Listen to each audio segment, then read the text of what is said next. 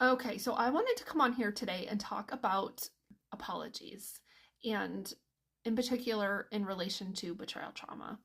So, if you don't know me, my name is Jessica, and I am a life coach for people that have experienced betrayal trauma, and that's what my page mostly focuses on.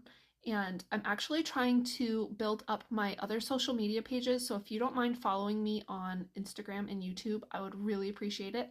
But, anyways, so when it comes to an apology, we need to focus on a real apology, right? So if you've experienced betrayal trauma and you want to try to stay with the person that betrayed you, you're gonna need a real apology. And the most real apology is changed behavior.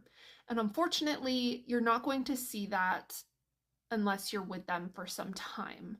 So if you're initially finding out that they betrayed you, you're going to need to see something a little bit different initially. And then over time, the best apology is going to be changed behavior.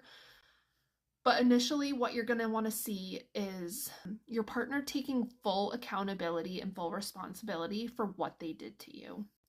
Obviously, saying things like, I'm sorry, I was wrong, I regret what I did, like those are important. And not saying things like, well, if you had done this differently, if you looked differently, if you had slept with me more, or if you gave me more attention, like if they are saying things like that, that's not an apology. That's blaming you. They need to take full accountability for what they did because nobody was forcing them to make the decision to betray you. They made that decision themselves, and it is not your fault. If they are blaming you, it's not going to work. We want to make sure that there's no like passive voice like, well, I'm sorry you feel that way, or I'm sorry you were offended. That's not an apology. Yes, he's saying, I'm sorry, but that's not an apology. I think part of a very sincere apology when it comes to betrayal trauma is curiosity. And that's kind of nuanced and it maybe sounds a little weird initially.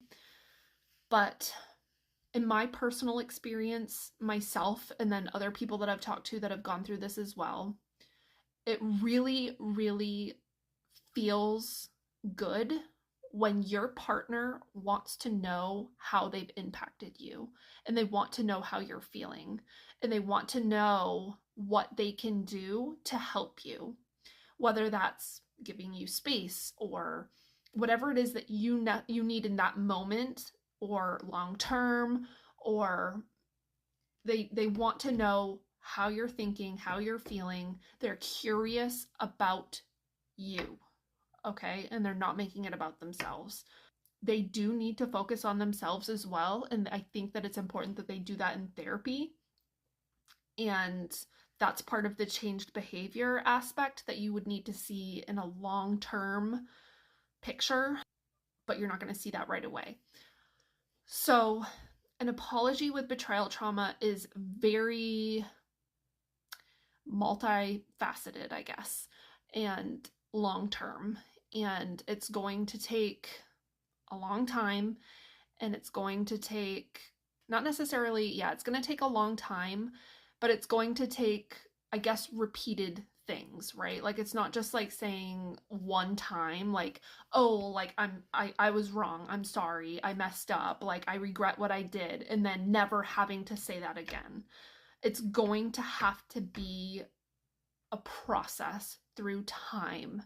And every time that you're triggered, it's going to have to be that your partner is there for you, right? That's part of the apology, and that's part of being accountable and owning what they did.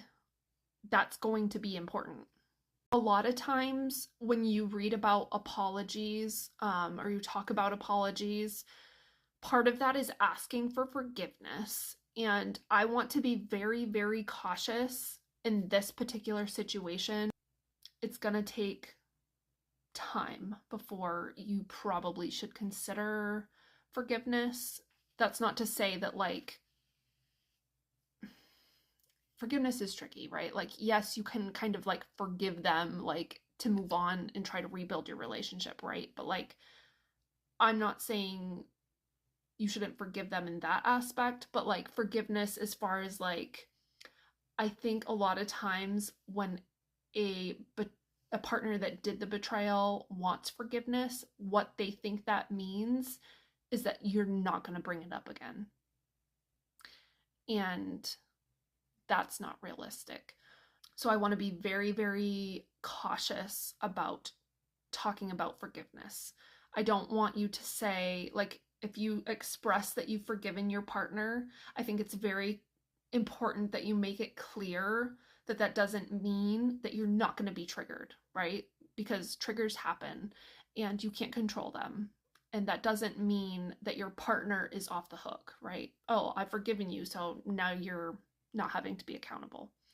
So that's just my thoughts on forgiveness. It's okay to forgive them, but they still need to be accountable. I guess that's a better way to say it. And then I think probably the last part for right now that I think I want to talk about for an apology is for when you're expressing what you need from your partner, that they are respecting your wishes. So if you are expressing that you need space, that you need time, maybe you need a break from the relationship, maybe you need to have their location, whatever it is that you need in order to feel safe and to feel trust in that relationship, they need to be willing to give that to you within reason. If they are denying you that clarity and that safety, that's not them, holding themselves accountable and giving you that apology. So I think that's probably it for today for an apology when it comes to betrayal trauma. It's very, very different than just like a generic apology. It's very nuanced, and it's detailed, and it's long term. So that's it for today. And if you have any questions, please let me know. I'd be more than happy to go into more detail, answer any questions. And yeah, so if you can do some self-care, I don't know where you're at, but where I live right now, it is very nice out. Spring is here. So try to get outside and have a great day.